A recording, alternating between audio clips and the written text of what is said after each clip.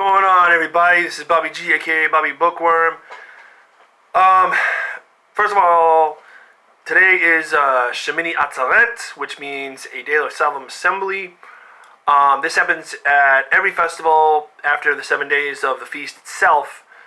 For 7 days, we just had the Feast of Sukkot, or the Feast of Tabernacles, the Feast of Ingathering, which is the later harvest. The 7th day was yesterday, which is the day of the festival in and of itself, and now today is the 8th day, which is essentially a day of rest after the 7 days. Because you got to think about this. Traditionally speaking,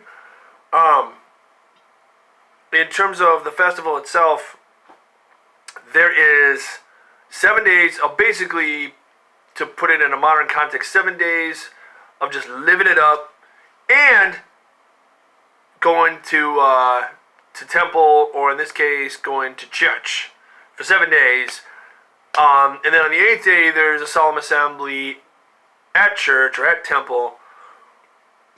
And essentially everybody's chilling out in its church all day, just really just giving thanks to God and being thankful for another year, being thankful for another harvest, being thankful for another just year of God's blessing and God's provision. And remembering God's deliverance. Today is also the day that everybody puts up their tabernacles or their tents, T-E-N-T-S, tents. Because for 7 days, people lived out in tents, and they lived out what was also known as the Feast of Tabernacles for a week. And that's how the people of Israel moved around when they were in the desert before the temple was set up by King Solomon. And also after. But, you know, today I just wanted to do a short video, and I do want to apologize again and say I'm sorry I didn't get the videos of the different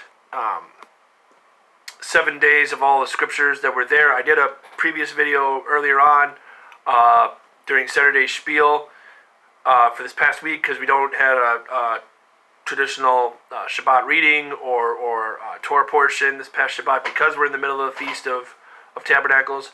But